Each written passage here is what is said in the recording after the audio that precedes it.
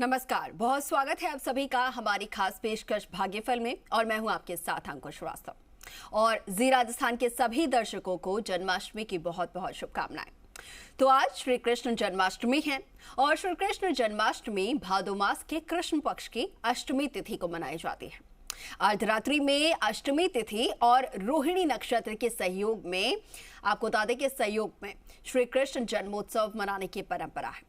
और इस साल जन्माष्टमी की तिथि को लेकर लोग काफी कंफ्यूज हैं, लेकिन आपका कंफ्यूजन हम दूर कर रहे हैं। 6 सितंबर दिन बुधवार को आपको बता दें कि 3:39 पर अष्टमी तिथि लग रही है, जो कि 7 सितंबर यानी कि आज 4:16 तक रहने वाले हैं। 7 सितंबर को उदया तिथि और इसके साथ ही वृषभ का चंद्रमा और रोहिणी नक्षत्र आदि गुरुवार को होने के चलते आज कृष्ण जन्माष्टमी रहेगी। कृष्ण जन्माष्टमी का पर्व श्री कृष्ण के अवतरण दिवस उत्सव के रूप में मनाया जाता है। अतः श्री कृष्ण के बाल स्वरूप लड्डू गोपाल के रूप में उनकी मूर्ति का पूजन शुभ होता है। वैसे तो लड्डू गोपाल की सोने, चांदी, पीतल आदि की मूर्ति होती है, लेकिन अष्ट धातु की मूर्ति का पूजन करना लाभप्रद माना जाता है। आज इसी विषय पर विस्तार से बातचीत करेंगे और इसे विस्तार से जानकारी देने के लिए हमारे साथ जुड़ रहे हैं ज्योतिष परिषद एवं शोध संस्था अध्यक्ष ज्योतिषाचार्य पंडित पुरुषोत्तम गौड़ जी। आचार्य जी प्रणाम आपको, और सबसे पहले आपको भी कृष्ण जन्माष्टमी की बहुत बहुत शुभकामनाएं। जी, आपको बहुत बहुत आशीर्वाद और बहुत मंगल शुभकामनाएं और सभी दर्शकों को जन्माष्टमी के पावन पर्व की ढेर सारों शुभकामनाएं, हार्दिक हार्दिक मंगल कामनाएं। बिल्कुल बिल्कुल आचार्य जी, आऊंगी आपके पास, लेकिन उससे पहले दर्शकों से यहाँ पर आप अपील है कि अगर आपके मन में कोई शंका है या फिर आपके जीवन में कोई परेशानी चल रही है तो आप भी हमारे साथ जुड़ सकते हैं और आचार्य जी से सीधा अपनी समस्या का हल जान सकते हैं। उसके लिए एक नंबर हम टीवी स्क्रीन पर फ्लैश कर रहे हैं जिस पर आप कॉल कर सकते हैं 01207153 01207153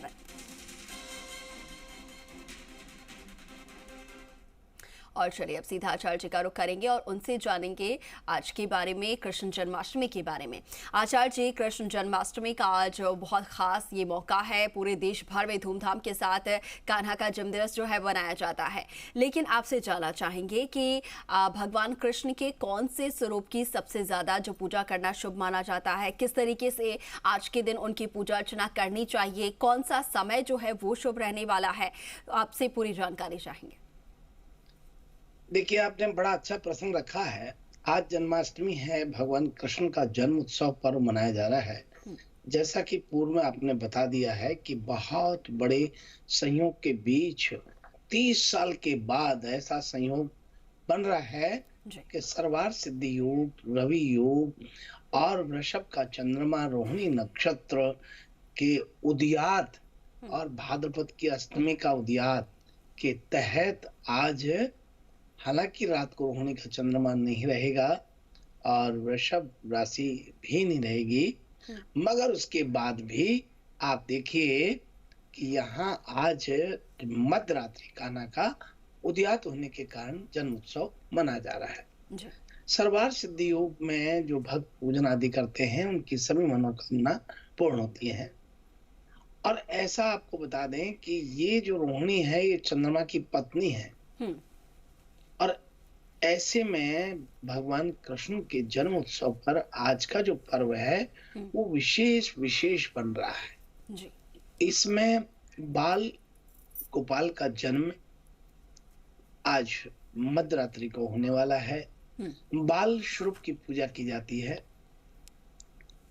भगवान कृष्ण को बाल स्वरूप में पूजा जाता है। जैसा आपने बताया कि अष्ट धातु की मूर्ति जो होती है उसे सर्वाधिक श्रेष्ठ मानते हैं पूजन के लिए। जो लोग आर्थिक तंगी से परेशान हैं अंकुर जी, उन लोगों को जो पैसे से जूझ रहे हैं उनको आज जन्माष्टमी पर सर्वार सिद्धि योग में शंख में दूध भर करके बाल गोपाल का अभिषेक करें जी। ऐसी मान्यता है कि इससे धन का आगमन होता है, सभी रास्ते खुल जाते हैं।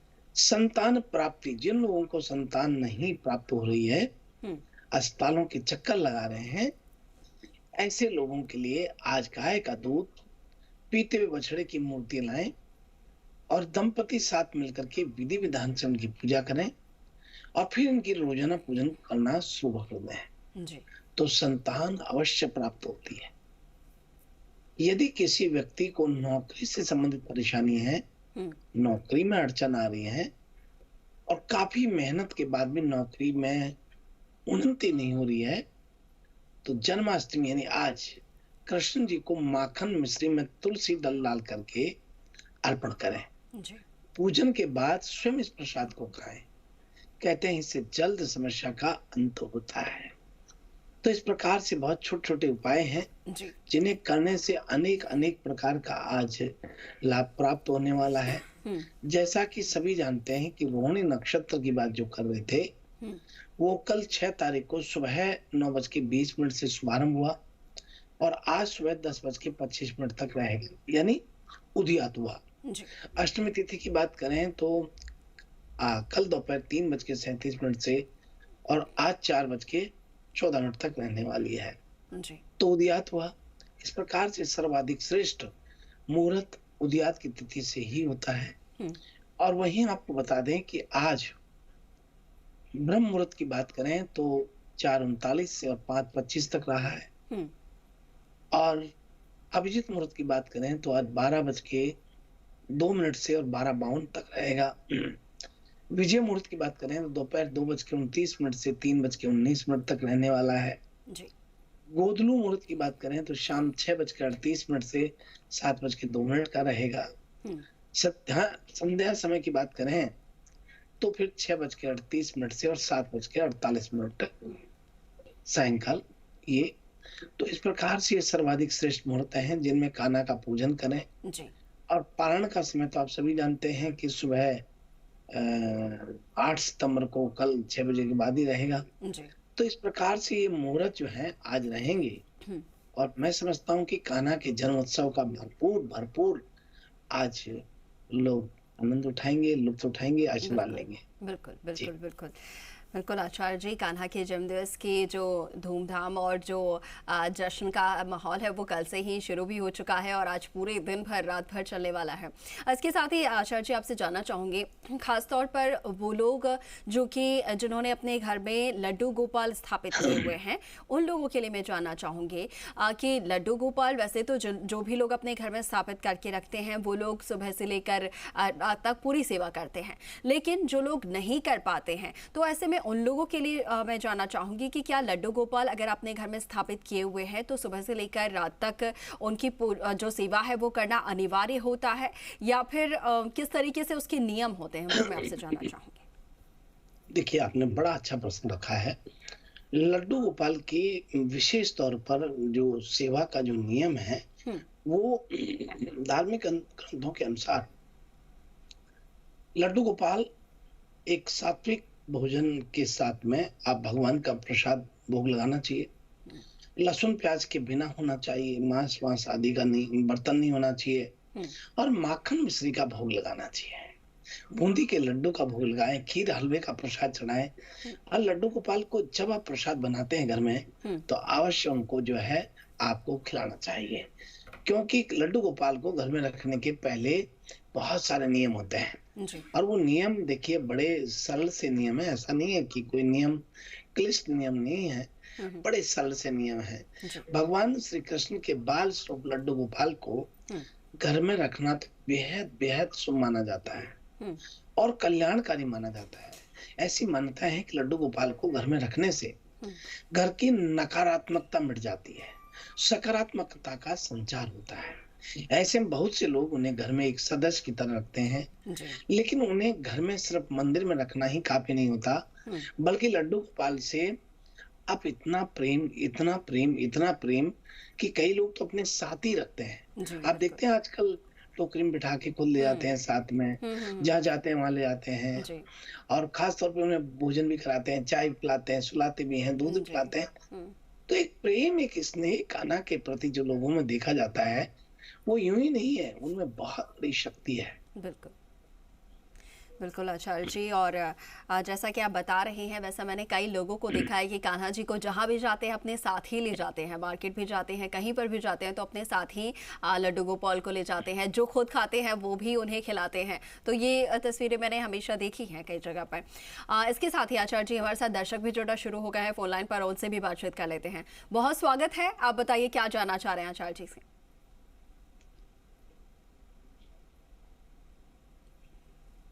आवाज मिल पा रही है आपको? हाँ, आवाज सुन रही है। मैं अपने बच्चे के बारे में जानना चाह रही थी गुरुजी। जी बताइए। मेरी बच्चे की जन्म है 13 मार्च 3:38 जयपुर का। उसकी शादी के लिए आगे भविष्य में उसका आगे का जो घर मिलेगा वो कैसा मिलेगा? देखिए, आपका बहुत स्वागत है। आपकी बेटी के लिए आप जानना चाहती हैं, इनकी बेटी का शादी संबंधित और आगे भविष्य जानना चाहती हैं। शादी इनकी बहुत शानदार धूम धड़ाके से रहने वाली है और घर भी अच्छा ही प्राप्त होगा। लेकिन बच्ची को कहें कि कान्हा को आज संक में गाय का दूध लेकर के दूध का भगवान को स्नान कराएं, दूधाभिषेक कराएं और कान्हा को मिश्री माखन का भोग लगाएं। और आज से व्रत, ये नियम ले लें कि गुरुवार का व्रत आपकी बेटी करे। देखिए, आज संयोगवश गुरुवार का दिन है, जो कि भगवान कान्हा का ही दिन होता है। तो आप ऐसा करें, अवश्य आपको लाभ होगा। बेटी की मनोकामना पूर्ण होते हुए बहुत अच्छा घर और 2 बहन भाई वाला परिवार मिलेगा और कोई प्राइवेट जॉब वाला बच्चा मिलेगा। और लड़के का नाम एन के शुरुआत होता है, अल्फाबेटिक एन होगा। बिल्कुल, चलिए बहुत शुभकामनाएं आपको। और बिल्कुल बिल्कुल आचार्य जी, और इसी बीच गोविंद देव जी मंदिर से भी तस्वीरें जो हैं वो सामने आ रही हैं। सुबह से ही श्रद्धालुओं का वहां पर तांता लगा हुआ है। एक बार वो तस्वीरें भी हम दर्शकों को दिखा देते हैं। गोविंद देव जी मंदिर से देखिए किस तरीके से जो यहाँ पर आस्था का सैलाब उमड़ा हुआ है। सुबह से ही मंगला झांकी के दर्शन के लिए आस्था का सैलाब यहाँ पर उमड़ रहा है। श्री कृष्ण जन्माष्टमी का आज का बेहद पावन और ख़ास ये दिन है। छोटी काशी गोविंद देव जी मंदिर आराध्य देव हैं जयपुर के, और ऐसे में उनकी मान्यता जो है वो अपने आप में, ये तस्वीरें देखकर आप अंदाज़ा लगा सकते हैं। जयपुर वासियों के दिलों में ठाकुर जी निवास करते हैं और इसीलिए सुबह होने से पहले ही, आपको बता दें कि सूर्योदय से पहले ही भगवान के दर्शन के लिए, अपने ठाकुर जी के दर्शन के लिए जयपुर वासी जो है वो पहुंच चुके हैं गोविंद देव जी के मंदिर।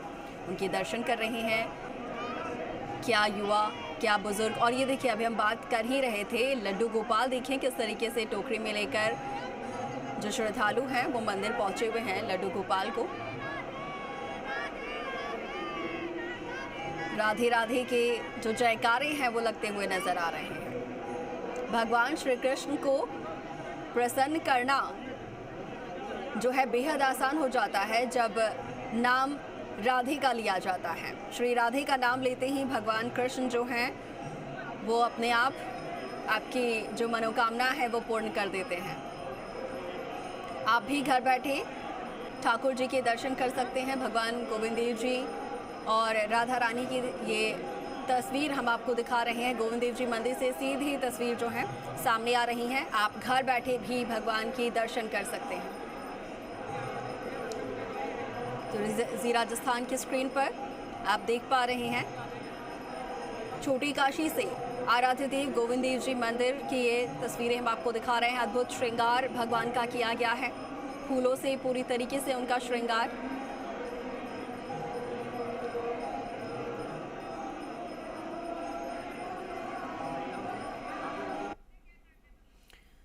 देखिए बेहद सुंदर श्रृंगार और अद्भुत श्रृंगार जो है वो गोविंद देव जी मंदिर का यहाँ पर किया गया है, ठाकुर जी का किया गया है। और पूरे प्रदेश भर से आज इसी तरीके की तस्वीरें जो हैं सामने आने वाली हैं, बेहद अद्भुत तस्वीरें, क्योंकि पूरे धूमधाम के साथ आज कृष्ण जन्माष्टमी, कान्हा का जो जन्म है वो मनाया जाता है, जन्म दिवस मनाया जाता है धूमधाम के साथ। और झांकियां जो है वो निकलती हैं और ऐसे में छोटे छोटे बाल गोपाल आपको देखने को मिलेंगे जो कि भगवान श्री कृष्ण का रूप धारण किए हुए आपको नजर आ जाते हैं झांकियों में।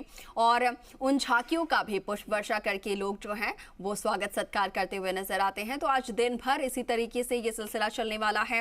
रात तक, जब तक भगवान जो हैं श्री कृष्ण का जन्म नहीं हो जाता, तब तक ये तमाम उनके जन्म की जो तैयारियां हैं वो यहाँ पर होती रहेंगी। और लोग सुबह से ही, तड़के से ही मंदिरों में पहुंच रहे हैं भगवान के, ठाकुर जी के दर्शन के लिए। इसके साथ ही आपको बता दें कि आज क्या आब और क्या खास, आज खुद मुख्यमंत्री अशोक गहलोत भी पहुंचने जा रहे हैं। श्री सांवलिया सेठ में पहुंचेंगे मंदिर में, वहां पर दर्शन करेंगे। प्रसिद्ध मंदिरों में से एक मंदिर माना जाता है श्री सांवलिया सेठ का, जहां पर जो भी मनोकामनाएं आप मांगे वो पूर्ण हो जाते हैं।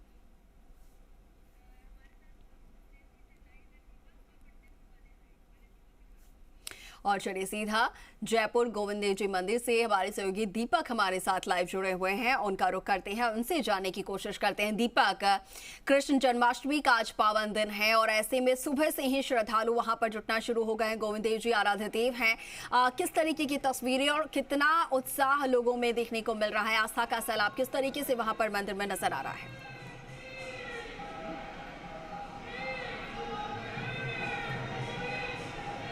देखिए, आज जन्माष्टमी का पर्व है, यानी कि कान्हा का जन्मदिन है। और कान्हा के जन्मदिन छोटी काशी से लेकर मथुरा वृंदावन तक कह सकते हैं नंद के आनंद भयो जय कन्हैया लाल के जो उद्घोष है वो सुनाई दे रहे हैं। जयपुर के आराध्य गोविंद देव जी मंदिर में है और आराध्य गोविंद देव जी मंदिर में सुबह मंगला झांकी जो 4:15 से शुरू हुई थी और 7 बजे तक जो आस्था का जो सैलाब है वो उमड़ता हुआ यहाँ नजर आ रहा है।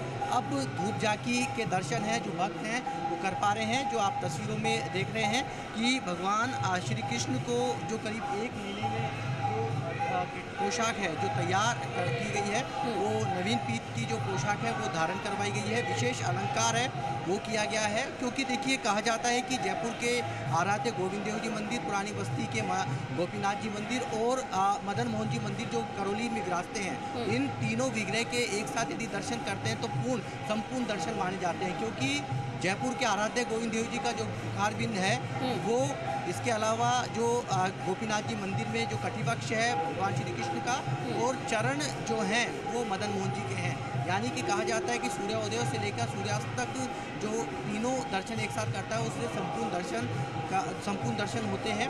आज देखिए भगवान श्री कृष्ण जब जैसे ही घड़ी की सुइयां 12 बजे पर टिकेगी, वैसे ही भगवान 31 तोपों की सलामी के साथ भगवान श्री कृष्ण का, कान्हा का जन्मदिन है वो मनाया जाएगा।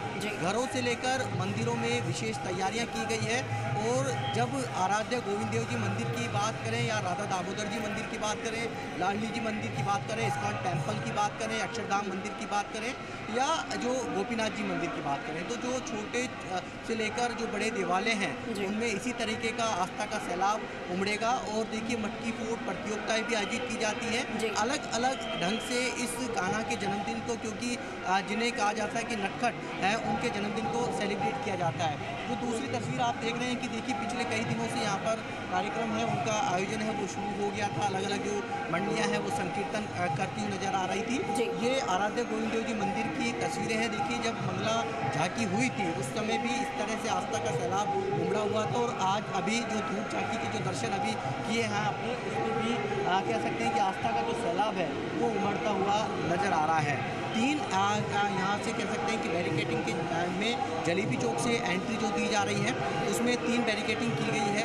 फर्स्ट में आप जूते चप्पल जो पहन के दर्शनार्थी आते हैं वो एंट्री कर सकते हैं। इसके अलावा जो जगमोहन जो पास है उससे सीधे जगमोहन में दर्शन कर सकते हैं। और तीसरी जो पास है जो सामान्य कह सकते हैं जो पीछे दर्शनार्थी हैं जो दर्शन कर पा रहे हैं। एग्जिट है वो 2 गेटों से किया गया है, जयनिवास उद्यान से। और रात को 12 बजे भगवान श्री कृष्ण का अभिषेक, जन्माभिषेक है, गोविंदाभिषेक है वो होगा। उसमें भी बड़ी संख्या में जो श्रद्धालु हैं वो उमड़ते हुए नजर आएंगे। कान्हा का जो लाड़ है वो लड़ाते हुए नजर आएंगे। तो छोटी काशी जिसे कहा जाता है आज पूरी तरीके से कान्हा के जन्मदिन को मनाने के लिए पूरी तरीके से सराबोर है वो नजर आ रही है। और यही कारण है कि आज छोटी काशी में छोटे बच्चे से लेकर और बुजुर्ग तक मंदिरों में पहुंच रहे हैं। कुछ कान्हा का स्वरूप लेकर, छोटे कान्हा का स्वरूप जो छोटे छोटे बच्चे हैं वो स्वरूप लेकर पहुंच रहे हैं। आस्था के अंदर जो भक्ति के अंदर लीन है भक्त हैं नजर आ रहे हैं। देखिए वैसे तो जयपुर के अंदर और राजस्थान की जो धरती है उसमें वैसे तो अलग अलग इतिहास, अलग अलग किंवदंतियाँ हैं।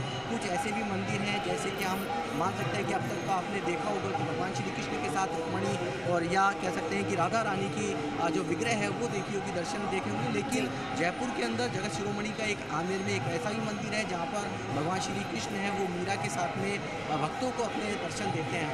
तो जयपुर जो एक खास पहचान रखता है जिसे छोटी काशी कहा जाता है, वहाँ हर मंदिर का अलग इतिहास, अलग किंवदंतियाँ, अलग आस्था है। कहा जाता है कि जो छोटी काशी के जो बाशिंदे हैं वो प्रतिदिन जो दर्शन करने आते हैं, मंगला झांकी में जो दर्शन करने आते हैं वो उनका प्रतिदिन नियम है। और आज पूरे मंदिर को बांगरवाल से देखिए सजाया गया है, अलग अलग पताकाएं लगाई गई है और विशेष जो अलंकार है भगवान श्री कृष्ण का, राधा रानी का, वो किया गया है। जो भी आप बिल्कुल बिल्कुल दीपक, विशेष श्रृंगार अलंकार भगवान कृष्ण का, राधा रानी का किया गया है और प्रदेश भर से इसी तरीके की अद्भुत और सुंदर तस्वीरें जो है मंदिरों से सामने आ रही हैं। आचार्य जी भी लगातार हमारे साथ बने हुए हैं। आचार्य जी, जैसा कि हम बात यहाँ पर कर रहे थे लड्डू गोपाल की और कृष्ण जन्माष्टमी की, तो आपसे जानना चाहूंगी कि कृष्ण जन्माष्टमी का आज का दिन है और भगवान श्री कृष्ण का जब जन्म होगा उस वक्त क्या ऐसे उपाय किए जा सकते हैं जिससे कि जीवन में जो भी परेशानियां आ रही हैं, कोई लंबे समय से दुखी अगर चल रहा है, बहुत ज्यादा परेशानियां आ रही हैं, तो कैसे क्या ऐसे उपाय किए जा सकते हैं जिससे कि जीवन में परेशानियां जो चल रही हैं वो खत्म हो सके या फिर कम हो सके? देखिए, बिल्कुल ठीक कहा आपने और ये बात सही है कि दीपक जी अभी बोल रहे थे, बिल्कुल उन्होंने ठीक कहा। क्योंकि धर्म का पतन जब हुआ तो धरती पर असुरों के अत्याचार बढ़े, तब भगवान पृथ्वी पर अवतार लेकर के सत्य और धर्म की स्थापना की है। सभी दृष्टि से कृष्ण पूर्ण अवतार हैं। आध्यात्मिक, नैतिक या दूसरी भी दृष्टि से देखें तो ये मालूम होता है कि कृष्ण जैसा समाज सुधारक दूसरा कोई पैदा हुआ ही नहीं। क्योंकि भाद्र माह की कृष्ण पक्ष की अष्टमी की मध्यरात्रि को अत्याचारी कंस का विनाश करने के लिए मथुरा में भगवान श्री कृष्ण ने आज के दिन जन्म लिया था और इस जन्म को बड़े धूम धड़ाके से, बड़े जोश और उत्साह से करते हैं। और वहीं आप जो कह रहे हैं बिल्कुल सही बात है कि मम खिलाम पापम सर्वम पूपम सर्वष्टा, कहते हैं कि जब व्यक्ति किसी भी प्रकार का पाप या कष्ट में हो और भगवान कृष्ण या गोपाल को या फिर लड्डू गोपाल को या राधा कृष्ण को स्मरण करता है तो उन सबसे मुक्ति मिलती है। जब आप जल से स्नान कराते हैं, देवकी जी ने सूती का ग्रह में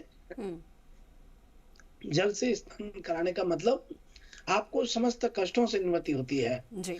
काले तिल के तेल से स्नान कराने का मतलब समस्त प्रकार की चरम रोग जो है दूर होता है। और इसके अलावा यदि व्यक्ति संक में गाय का दूध लेकर के स्नान कराते हैं, अभिषेक करते हैं आज 12 बजे, तो उनको धन लक्ष्मी का बहुत प्राप्ति होती है जी। ऐसा कहते हैं कि देव जननी त्वया जातस्तु वामना वासुदेवाय तथा कृष्णो नमस्तुभ्यम नमो नमः सुपात्रा घ्रम प्रदत्तम में गृहाण नमोस्तुते। कि जब भगवान का कीर्तन करें उस समय आपका भाव, आपकी रुचि, आपकी इस मनोस्थिति भगवान के प्रति होती है तो व्यक्ति को निश्चित जो है आनंद और आनंद की स्थापना होती है। क्योंकि भगवान ने पृथ्वी पर जो अवतार लेकर के सत्य और धर्म की स्थापना की है, इस कड़ी में भाद्रपद माह की कृष्ण पक्ष की अष्टमी मध्यरात्रि को विशेष माना जाता है। बिल्कुल विशेष झांकियां सजाई जाती हैं, भगवान कृष्ण को झूला झुलाया जाता है। जैसा कि आप देखते हैं कि सूर्य सोम यम काल संधि भूत पवन दिक्पति भूमि आकाश खेचर, कहते हैं कि ब्रह्मा आदि को भी सब नमस्कार करते हैं। तो ये एक बहुत ही इसको प्राथमिकता के साथ में करना चाहिए। जो मध्याह्न काल में तिल के तेल से स्नान कराने से देवकी जी के लिए सूती का ग्रह में नियत करते हैं तेल का स्नान करना। बिल्कुल आचार्य जी, आपने बहुत ही महत्वपूर्ण ये जो उपाय बताए हैं किस तरीके से भगवान श्री कृष्ण की पूजा अर्चना करनी है और क्या कुछ जो अर्पित किए जा सकते हैं जिससे कि जीवन में अगर कोई कष्ट चल रहे हैं तो उसका भी निवारण हो सकता है। आचार्य जी, आपका बहुत शुक्रिया हमारे साथ जुड़ने के लिए। और दीपक, आपका भी बहुत शुक्रिया हमारे साथ जुड़ने के लिए, मंदिर से तमाम तस्वीरें दिखाने के लिए और गोविंद जी के दर्शन करवाने के लिए। आप दोनों का बहुत शुक्रिया। और चलिए इसी के साथ फिलहाल के लिए भागीफल में इतना ही, लेकिन आप बने रहें जी राजस्थान के साथ। नमस्कार।